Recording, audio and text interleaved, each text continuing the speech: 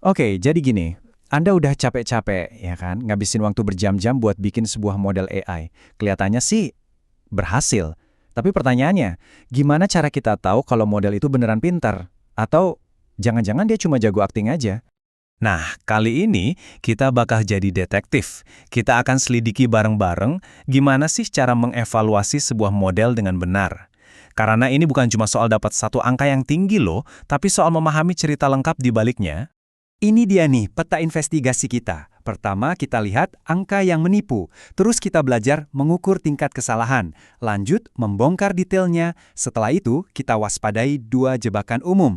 Dan terakhir, kita sampai di putusan akhir. Siap? Yuk kita mulai. Oke, kita mulai dari petunjuk pertama dan yang paling sering kita lihat, angka yang menipu. Kita akan bedah metrik yang paling terkenal, tapi juga yang paling bisa bikin kita salah langkah, yaitu akurasi. Jadi, akurasi itu apa sih? Gampangnya gini deh, ini tuh persentase seberapa sering model kita nebak dengan benar. Rumusnya juga simpel banget. Jumlah tebakan yang benar dibagi total semua tebakan. Kelihatannya oke-oke aja kan? Coba bayangin, model Anda ngasih angka ini, akurasi 95%. Wow, keren banget kan? Rasanya kayak udah misi selesai, sukses besar. Tapi, tunggu dulu, yakin sesimpel itu? Nah, ini dia nih plot twistnya. Emangnya skor setinggi 95% itu udah pasti bagus? Jawabannya belum tentu. Ada jebakan tersembunyi di balik angka yang kelihatannya cantik ini. Coba deh lihat kasus ini. Misalkan kita bikin model buat deteksi penyakit yang langka banget. Dari data kita, 95% orang itu sehat, dan cuma 5% yang sakit. Nah, kalau ada model yang males dan kerjaannya cuma nebak tidak sakit terus-terusan, dia bakal dapat akurasi 95%. Bener kan? Tapi model kayak gitu gunanya apa? Dia sama sekali nggak bisa nemuin satupun orang yang beneran sakit. Nah, ini dia kenapa akurasi aja tuh bisa nipu banget. Oke, biar nggak ketipu sama akurasi, kita harus gali lebih dalam lagi. Yuk, kita lihat gimana cara si model ini ngukur kesalahannya sendiri. Nah, disinilah kali loss function berperan. Loss function ini ibaratnya cara si model buat introspeksi diri. Jadi bukan soal bener atau salah doang, tapi tentang seberapa jauh tebakannya meleset. Anggap aja ini kayak skor penalti dalam permainan. Makin kecil penaltinya atau nilai loss-nya, ya makin bagus performa model kita. Nah, yang perlu kita perhatiin itu trennya. Gini cara bacanya. Kalau nilai ikhlosnya turun terus, itu artinya bagus, modelnya lagi belajar. Kalau nilainya diam aja, ya dia mandak, nggak ada kemajuan. Nah yang bahaya kalau nilainya malah naik, itu lampu merah. Artinya ada yang salah sama proses trainingnya.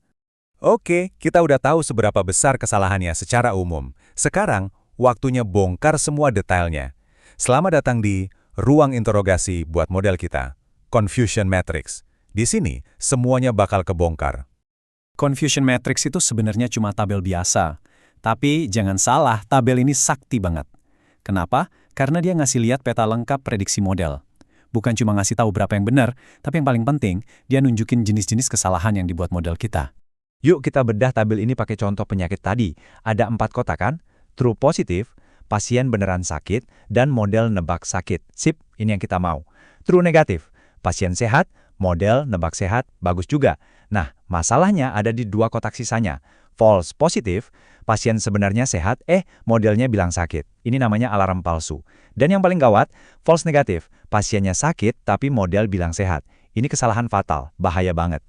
Jadi intinya begini, kalau nilai false positifnya tinggi, artinya model kita ini panikan, ngasih alarm palsu terus. Mungkin bikin repot ya. Tapi, kalau false negatifnya yang tinggi, nah ini yang bahaya banget. Coba bayangin dampaknya di dunia nyata. Makanya, matriks ini wajib kita pahami. Oke, semua bukti udah ada di depan mata. Sekarang, kita kenalan sama 2 biang keladi utama yang sering bikin performa model jadi jelek. Overfitting dan underfitting. Kita bandingin ya, overfitting itu kayak murid yang belajarnya cuma ngapalin soal doang. Pas dikasih soal yang sama persis, nilainya 100, tapi begitu soalnya diubah dikit, langsung hancur. Sebaliknya, underfitting itu kayak murid yang nggak belajar sama sekali. Modelnya terlalu simpel, jadi mau dikasih data latihan atau data baru, ya nilainya jelek semua. Nah, grafik ini nunjukin jelas banget. Lihat deh, timpang banget kan? Akurasi pas latihan, data yang udah diapalin, bisa 98%. Tapi begitu dites pakai data baru yang belum pernah dia lihat, akurasinya langsung anjlok ke 65%. Nah, ini ciri-ciri klasik dari overfitting. Terus, gimana dong cara ngatasin model yang overfitting ini? Tenang, ada beberapa cara jitu. Pertama, coba kasih data lebih banyak lagi, biar dia belajar polanya, bukan cuma ngapalin. Kedua, bisa pakai yang namanya regularisasi. Ini teknik buat menghukum model kalau dia jadi terlalu ribet. Dan yang ketiga, coba drop out. Ini unik, jadi kita matiin beberapa bagian model secara acak pas latihan, biar dia nggak terlalu ngandelin satu bagian aja. Intinya, kita paksa si model buat beneran belajar, bukan cuma menghafal. Oke, kita udah ngumpulin semua petunjuk nih, mulai dari akurasi yang bisa nipu, nilai loss, sampai bukti dari confusion matrix. Sekarang, waktunya kita tarik kesimpulan akhir dari investigasi kita. Jadi, pesan utamanya adalah ini. Jangan pernah percaya sama satu angka doang. Evaluasi model yang benar, itu artinya kita harus jadi detektif yang baik. Periksa semua petunjuk, pahami konteksnya. Baru kita bisa lihat gambaran besarnya secara utuh. Nah, sekarang giliran Anda. Udah punya semua perangkat investigasi ini, coba deh pikirin, kasus keren apa lagi yang mau Anda pecahkan pakai model AI Anda selanjutnya?